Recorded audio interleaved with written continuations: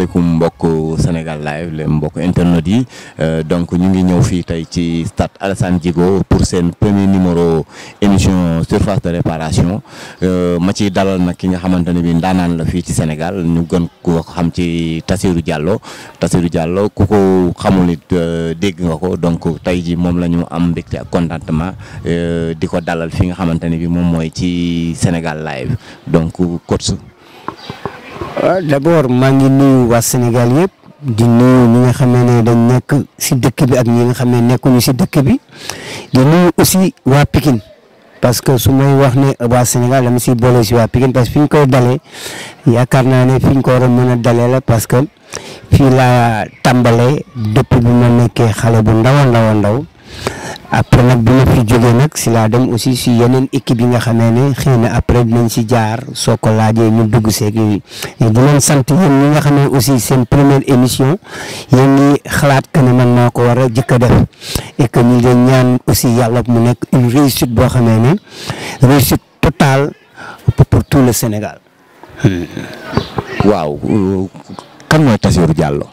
bon def naa pour wax sama bopp dina xaw a difficile trop.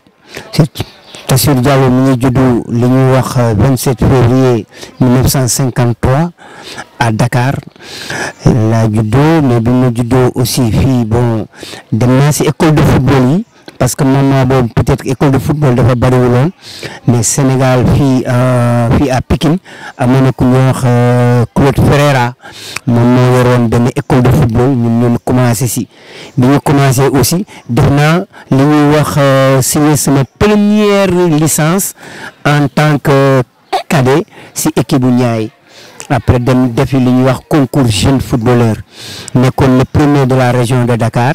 et le deuxième du Sénégal derrière Jules François Bocandé donc loolu moo la démarré woon en cadet bi ma jógee aussi en cadet si laa dem aussi nekk junior bi ma nekkee junior aussi gagné naa championnat junior bi avec les Niayes ba pare nekkoon naa aussi capitaine Niayes donc foofu laa commencé joué nag tuuti bi ma paree junior war a joué senior ma dem si nawetaan yi si biir nawetaan nag bi may joué si nawetaan yi la benn waay ñëwoon di seetaan nawetaan ñu ko wax Obi Konaté Fisco jóge woon Gambie ñëw fii ànd ak sama grand frère di ñu seetaan ma defoon benn exploit bu doy waar bu woon doon football daagu daan mu doon joué ma dugaloon 3 buts waa ji enrôlé ma yóbbu ma Gambie bi ma demee nag Gambie man bokk ak le meilleur footballeur gambien ñu koy wax Biri ñu bokk équipe mu daan jóge Sébi di ñëw di jouer si donc Gambie aussi ma nekk fa meilleur buteur doon fa football def fa aussi vraiment ay jaloore parce que gagné naa fa coupe bi gagné naa fa championnat bi commencé foofu mais nag dama lay wax ne avant may dem boobu di jouer ji en Gambie dama jëkkoon def ay test pour demoon à la police léegi nag Niayes d'accord ñu woon parce que moment boobu comme dañ defoon match amical contre police waa Niayes wax ne waa police ñëwuñu fi woon pour def ay match amical dañu woon pour jël seeni joueurs waa police dàq ma léegi nag si laa dem Gambie bi ma demee Gambie def fa 2 ans jóge nag foofu soog a ñëw nag joué si à la police. waaw Walidaan laa joué woon bu Banjul bon nag waaw Walidaan bu Banjul laa joué woon et que maa ngi fàttaliku ni sama première année bi muy joué foofu dugaloon naa lu war a ma 37 buts deuxième année bi si laa dugal 44 buts léegi bon bi ñu ñëwee foofu aussi maa ngi fàttaliku suñu benn match bu métti bu ñu doon joué ñu nag Starlight match bi demi-finale la woon léegi bi ñu jógee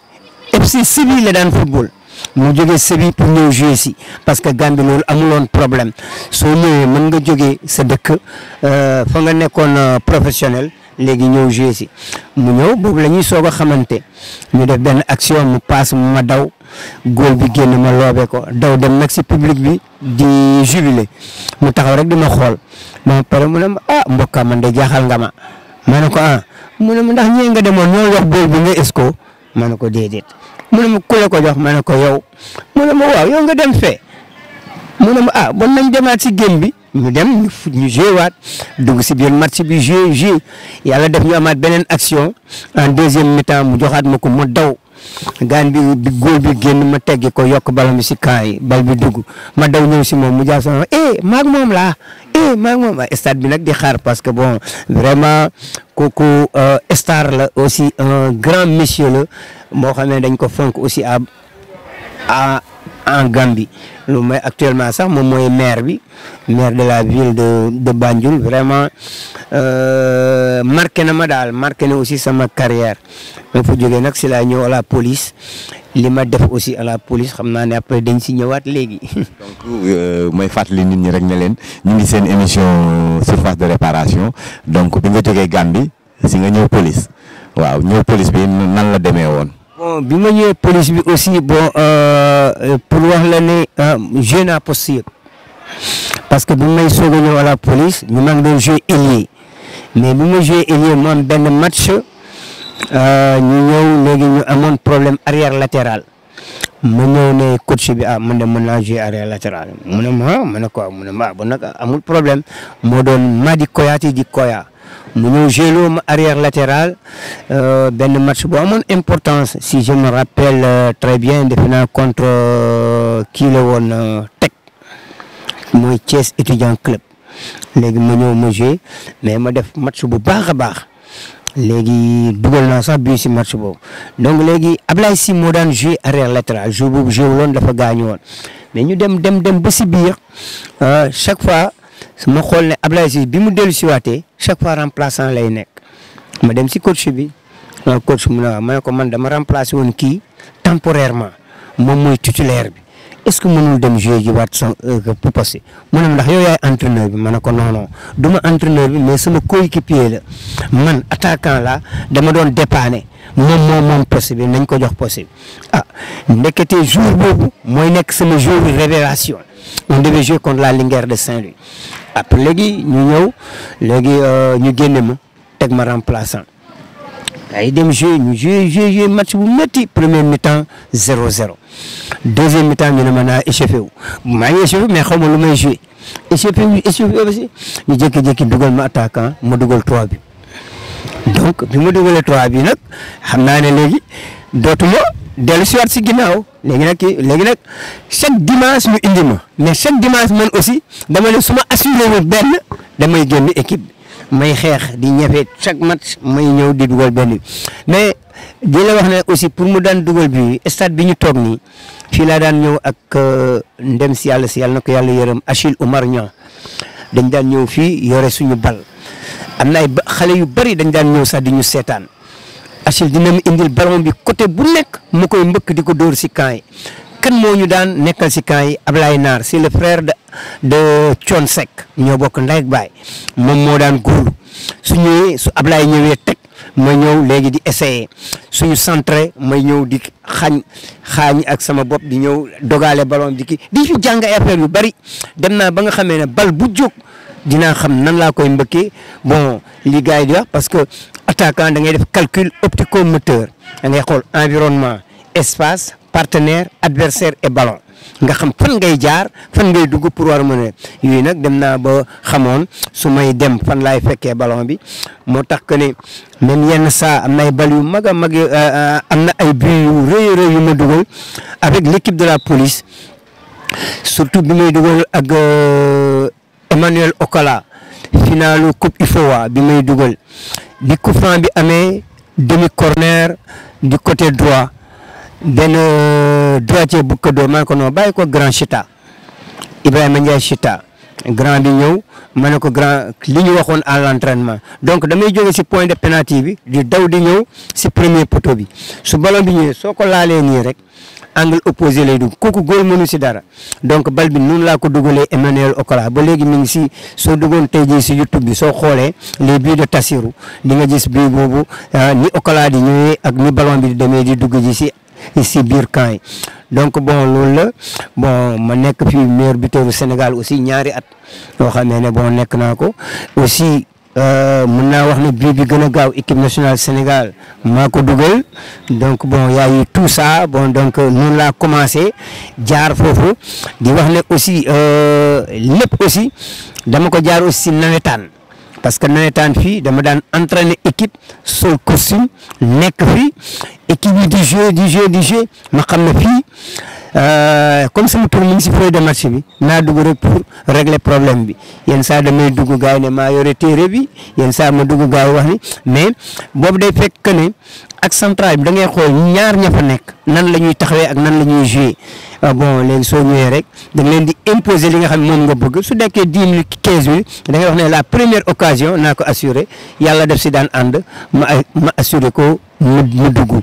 donc ak bii le fameux bii bi nga xam ne di nga si ñëw Thiès loolu yëpp bon mooy sama carrière bu gàtt bi ma def waaw. police nga jeexale sa carrière. waaw mën naa wax ne non jeexale wu ma sama carrière à la police parce que bi ma ñëwee à la police après dafa am li ñuy wax radiation bi ñu radié léegi ñu dem ñu permettre ñu jouer dem naa jouer ji au Jaraaf dem fa def fa ñaari match bon parce que Ngesiam laa àndaloon ñu dem jouer ji foofu après ma ñëwaat dellusiwaat bi ma dellusiwaatee aussi bon si laa ñëw daal ma ne bon ce n'est plus l'appel may continuer si laa arrêté officiellement mais dama doon jouer aussi au niveau des nawetaan parce que coach laa woon dama daan coacher ay équipe ba pare bon di jouer. À part deux titres de meilleur buteur yi nga jël. si j'ai maa gagné championnat Sénégal 79-80 moom dernière journée boobu moo doon match bu métti bi nga xam ne moom moo amoon parce que soo xoolee ñun suñu match nul ak Israël le Jaraaf mooy champion du Sénégal su fekkee ne ñun ñoo gagné ñun ñooy champion du Sénégal mais match boobu dafa nekkoon match à 4 parties ñun suñu nulee le Jaraaf mooy champion du Sénégal. Jeanne d'Arc day wàcc deuxième division ñun suñu gagné raay ñun ñooy champion du Sénégal raay day wàcc ja day sauvé donc loolu aussi moom kii donc ma dugal bii boo xamee ne à la 90e minute bii boo xamee ne bokk na si sama bii yi nga xamee ne nit ñi ñu ngi siy waxtaan ba léegi et aussi je me rappelle que ne jour boobu Thiès lañ ma tegee si oto ba sama kaw lal waaye parce que nit ñi Pikine ñëpp dañu génn ñu jël Thiès après ñu dellu si indi ma ba fii donc bon loolu aussi nekk na loo xamee ne lu am solo la woon la loo xamee ne aussi marqué na ma lu baax a baax. donc toujours rek ci surface de réparation Tassirou joué na Police joué na Niayes bu Pikine joué na Walidane bu Banjul Tassirou international sénégalais ban année nga ñëw équipe nationale. bon équipe nationale bi ma fay ñëw maa ngi ñëw équipe nationale 78 79 80 81 82 ba 83 donc soo xoolee Caire 86 la woon donc 84 maa ngi woon si équipe nationale 85 bi ñuy ñëw man ak Joseph Koto yëpp aussi maa ngi woon si équipe nationale mais il s'est trouvé que ne bi ñuy dem di préparer suñu Caire 86 bi si la am fracture sama loxo après bokkuma woon si ñuy jël bon bu y avait grand Pape Diop moo fa nekkoon avec Madi Koyaté ak ñoom ñëpp donc bon maa ngi woon si présélectionné yi mais mujj ma bokk si ñi nga xamee ne bon ñoom ñoo dem bon pour Caire 86 donc Amical Cabral l'a gagné ak bon UFOA avec la police ak aussi avec l'équipe nationale loolu la. waaw ñuy lam-laamee benn bit ñii ne yow yaa jël record bii bi gën a gaaw ñu ne non am na ci xawma kan Sénégal France affaire yooyu parce que yow ñu ne 22e seconde nga waaw ma bëgg nga rappeler ñu bii boobu. waaw bii bi c'était notre match bi ñu doon jouer contre le Maroc aussi doon Sénégal parce que match bi c'était à Casablanca match boobu dañu ñëw bon am na sax ñuy wax ne bon est-ce que du 18 secondes. ñuy wax ne bon 22 secondes bon ñu jàpp 22 secondes comme noonu la gi ballon bi dañ ko centré ñu jox ko Joseph Koto mu def rétro-passe si boy bandi si couloir bi la bandi accéléré man aussi ma accéléré dem ak moom si surface de réparation bi may ñëw dama def appel contre appel léegi ballon bi di ñëw ma accéléré waat dem doggi ballon bi mbëkk ko bon bi ma ko mbëkkee bal bi dugg angle opposé donc bon xam nga nag bon statistique yi nit ñi ñoom ñoo koy wax man daal xam naa ne dugal naa bi Badou Zaki contre le Maroc 22 secondes suñu buggee wala 18 secondes waaw. avec le grand Badou Zaki surtout. Badou Zaki moo góolu woon maa ngi lay fàttali bi ma demee Égypte temps yi passé mooy bi Sénégal di jouer dama tase ak Antoine Bell ñu tase si kaw tribune bi ma nuyu ko allo ça va monsieur Bell moom alors c'est comment donc c'est monsieur c'est Tassirou Diallo mu ne ma mais le nom ça me rappelle man ko j'étais l'avant-centre de l'équipe de la police ah ma koy bon moom aussi Antoine Bell union de Douala contre police j'ai marqué 2 buts police yëpp maa ko dugal te moom moo góolu donc bon mais bëgg la wax ne aussi en Afrique terrain bépp bu ma joué Afrique dugal naa fa bi Afrique laa la wax de Afrique muy Mauritanie di Guinée di Côte d'Ivoire Togo Sierra Leone Libéria Burkina parce que doon Burkina Haute-Volta la woon et que bon Haute-Volta bi ñuy door Haute-Volta 3-1 3 bi yëpp man maa ko dugal donc bon jàpp ko foofu terrain bu ma joué fii en Afrique dugal naa au minimum benn but. Diallo ñaata sélection la am équipe nationale. bon sélection nag xam nga moment yi aussi daawuñu ko compter mais man xam naa ne au minimum def naa 30 wala 40 et quelques sélections donc damay ne 40 à 30 parce que bon da ngay wax 40 wax ne bon 39 36 ak mais sélection moom parce que soo xoolee jeune amical Cabral jeune ay Coupe d'Afrique jeune bon ay match yoo xam ne IFOA ay sélection yu bari ay matchs amicaux yu bëree bëri yoo xam ne aussi bon joué nañ ko avec l'équipe nationale et que maa ngi fàttaliku suñu premier match bi ñu doon joué en équipe nationale xam ne man Jules François Bocandé ak Lamine Ndiaye contre Mauritanie à Nouakchott ñu doon leen 7 Lamine Ndiaye moo dugal 2 buts Jules Bocandé dugal 2 buts non 3 buts man ma dugal 2 buts. bon léegi après bon match boobu defe naa ne am na lu bari loo xam ne je crois sax moo doon premier match Jules François Bocandé en Mauritanie waaw donc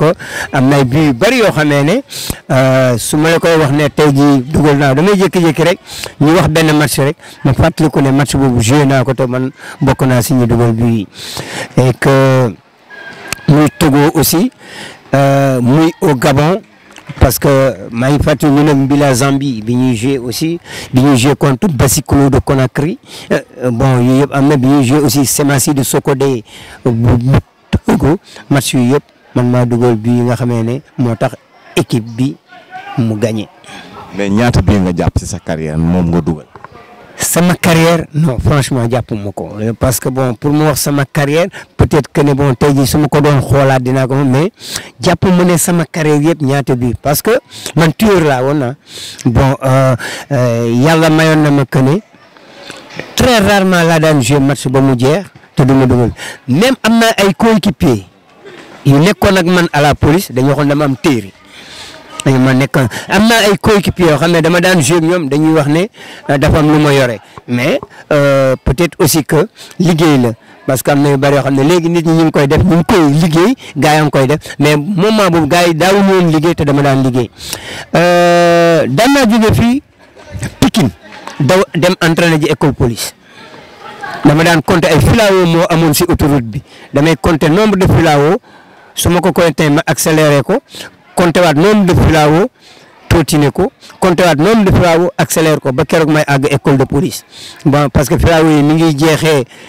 fi Patte d'Oie di débuté foofu la doon jeexee après ma dugg biir Grand Yoff génn Cité des Eaux continuer dem école police donc dem naa ba ñu doon xool sax ndax damay drogué wala drogué wu ma parce que daaw ma sonn si terrain loolu yëpp aussi amoon na.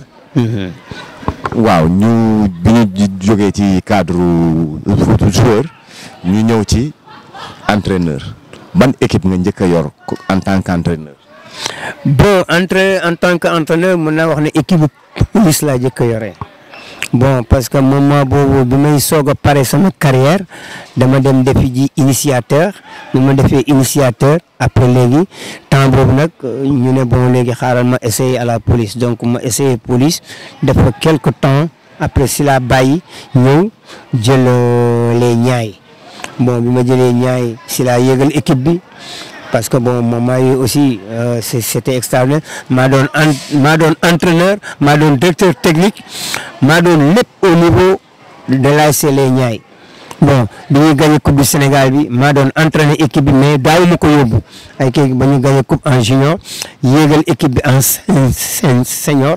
bon après ma nekk bi ñu dem nag ba après ñëw aussi bi équipe bi fusionné aussi man maay le premier boo xam ne man maa entraîné AS Pikine mais avant loolu aussi entraîné le Jaraaf entraîné la Jeanne d'Arc de Dakar avant loolu entraîné ko ba Joseph Couto moo doon sama adjoint dem naa aussi boo xam ne man maa doon adjoint wu Souleymane Camara gaucher mais boobu c'était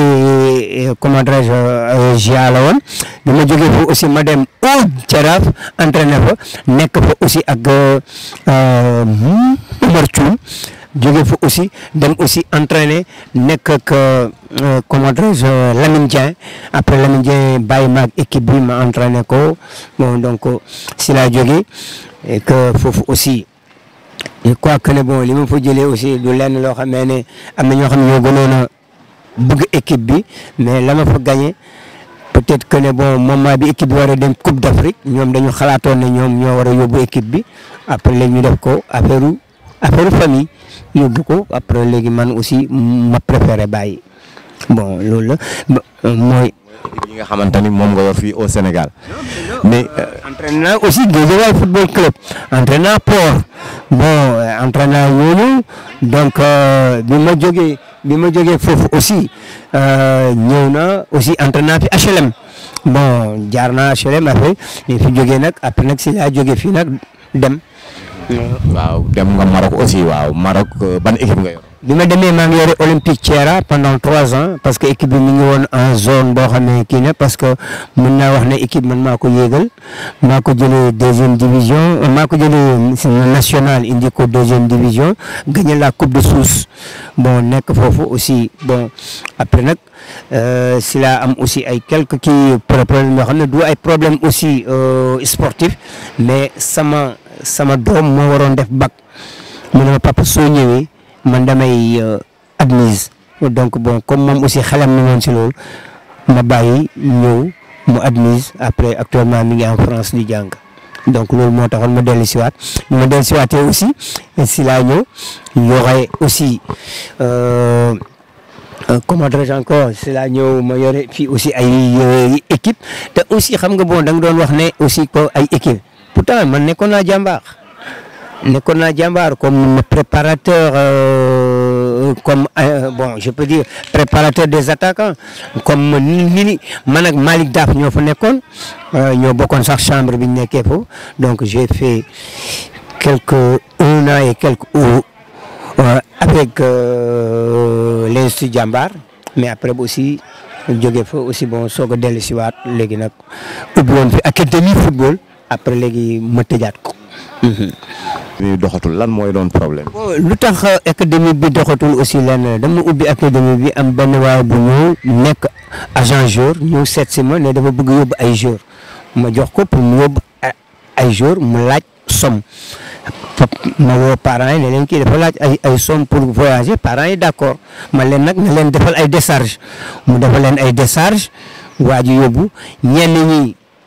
bon defuñu test ñenn kii ñu dellu si waat moom ay problème de justice ay porter plainte affaire yi ma tëj académie bi bàyyi donc bon je dis que ne bon comme man dama si amoon kii pour jéem jàppale pour jéem a yóbbu xale yi pour ñu dem monnaie leur talent am na si ay problème justice ak affaire ak yooyu ma ne bon attends mieux vaudrait que daal ma tëj sama académie bàyyi bon su ma amee lu may def su ma amee leneen loo xamee ne ma def ko mais dootuma entraîner kenn pour di la préparer ngay dem waaw. ñu gis ne léegi yaa ngi ci benn télé fii ci au Sénégal comme consultant loolu nan la rajo nan la ñëwee ci yow. bon ni mu ñëwee mooy que ne bon dafa amoon loo xamee ne aussi il faut aussi ñu sant si ñu gërëm si ay nit suñuy sant dañuy gërëm waa rajo Oxygène parce que man Pikine laa dëkk rajo Oxygène avant loolu dafa amoon ku ñuy wax El Hadj Malick Ndiaye bi nekkoon Sud FM daf ma daan jël boobu dafa amoon Sud FM à Pikine. ma daan jël chaque fois su amaan ma ñëw à Pikine su ma ñëwee Sud FM Pikine def fa benn jóge fa dem Oxygène laal fa léegi nag mu am ay contacts yoo xam ne waa RFM dañ ma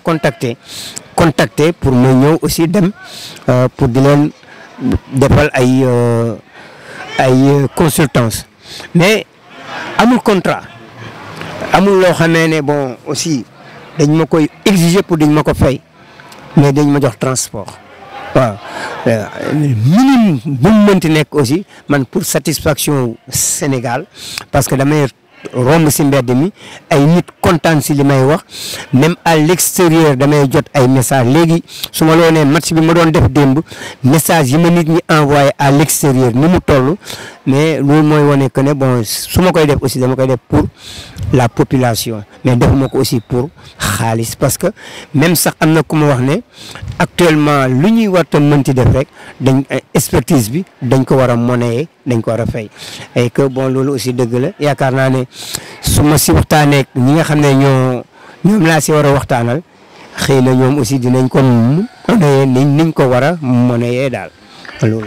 waaw donc toujours rek ñu ngi ci seen émission surface de réparation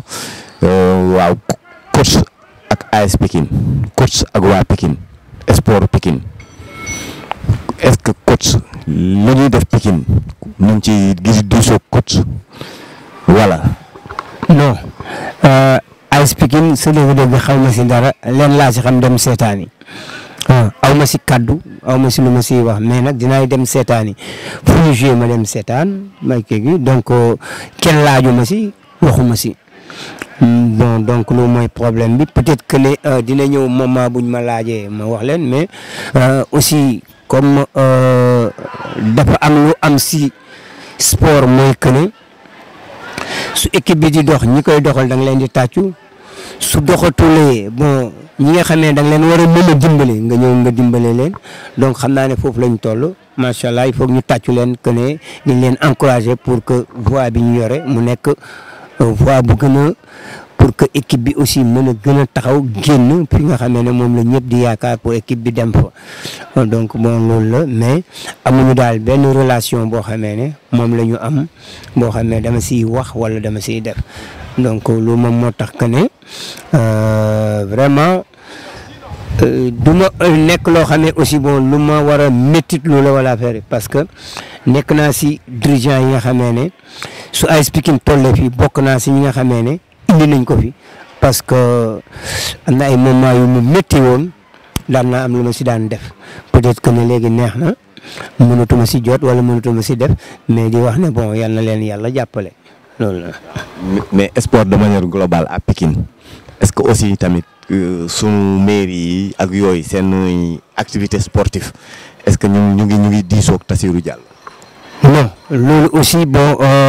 pour wax dëgg rek mooy que ne bon maire de la ville non su amee kenn koo xamee ne moo am loo xam ne dina ma ko fi wax wala mu koy def Pape Gorgui Ndong la fu ko woo su fekkee final la mu ne mën naa ko gunge su fekkee dafa am lu mu war a mën a def mën naa ko aussi gunge beneen bi aussi mooy actuellement Grand Mbao laa dëkk. Abdoulaye Pouy Obama maire bi nekk foofu barki démb woo na ma pour laaj ma samay xalaat au niveau développement wu sport u Mbao donc moom woo na ma def naa ak moom réunion par le biais quelqu'un mu ñuy wax Njawar Sow bi nga xamee ne moom mooy liggéey Assemblée nationale moom laa àndaloon bi ñuy dem Russie moom laa àndaloon aussi bi ñuy dem en Égypte bon peut-être si foofu la ñu gën a xamante si ay waxtaanu football moo tax mu boole ma ak maire bi ba maire bi barki de mu boole na ma si conseil yi nga xamee ne au niveau sport woo na ma foofu pour laaj sama xalaat ay nan lay war a mën a def pour jàppale xale yeeg affaire yi loolu aussi maa ngi ko si sant di ko si gërëm moom Ablaye Pouy Obama. coach Tassirou lan lay tàggoo. bon li may tàggoo mooy que ne bëgg Sénégal mu gagné Coupe d'Afrique bëgg Sénégal def benn succès bu rëy au niveau de la Coupe du Monde parce que bon ñun Sénégal war nañu mën a dem su ma la waxul ne ba finale Coupe du Monde mën nañ sax dem ba quart de finale wala demi-finale parce que bi ñu demee en Russie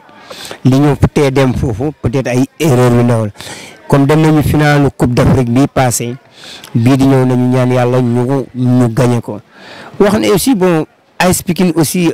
duñu ñaan te bañ ko waxal aussi parce que AS Pikine aussi war na bokk ci équipe yi nga xamee ne war nañu mën a gagné Ligue des champions bi nga xamee moom mooy am en Afrique parce que soo xoolee qualité joueurs yi mu am soo xoolee li nga xamee moom moo am fii à Pikine war nañu mën a aussi implanter loo xamee ne suñu yëf la à Pikine mais ñu def si aussi li nga xam ne moo war def si aussi fulla bi nga xam ne moom moo si war a mën a gi que ne bon voie bi ñu jël aussi ñu nekk voie boo xamee ne ëllëg aussi dañuy am beneen vision boo xamee ne même hormis le championnat bi nga xam ne war nañ si mën a teg si ñoxo mais dañu am aussi suñu bët ñu teg ko pour indi fi la première coupe d'Afrique des clubs champions. jaajëfal bu baax. aussi di la remercier di la féliciter aussi di wax ne aussi liggéey bi ngay def nii parce que bon nekkoon nga sama joueur xamoon naa ne ni nga amee woon talent xamoon naa aussi bon ni nga amee woon détermination xamoon aussi bon ni nga amee woon aussi comment dirais-je encore rigueur dans li ngay def. lii ngay def aussi soo ko si defee ni nga ko daan defee à l'entraînement être toujours le premier à l'entraînement et le dernier yaakaar naa ne di nga si réussir te incha allah di nga si réussir maa ngi lay ñaanal li ngay def yàlla mu barkeel ko merci. waaw donc.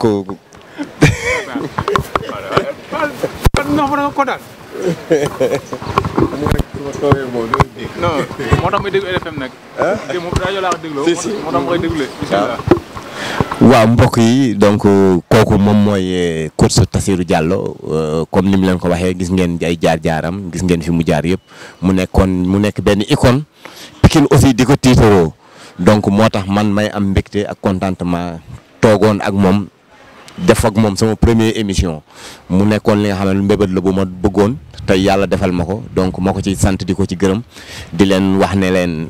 seen émission surface de réparation mi ngi nii di ngeen ko am chaque 15 jours incha allahu rabbi dinañ leen indil ay ñi nga xamante ni bi di fàttaliku ñi nga xamante ni am na lu ñu def Sénégal que muy Pikine que muy ci Sénégal daal képp ki nga xamante ni bi ancien nga rek bu sportif bu nekk fii que muy footballeur que muy basketteur que muy lépp dinañ leen ko indil mu wax leen seen jaar-jaar nit ñi ko xam ne mosuñu ko seetaan aussi ñu xam ko ma leen di jox dig daje beneen yoon incha allah.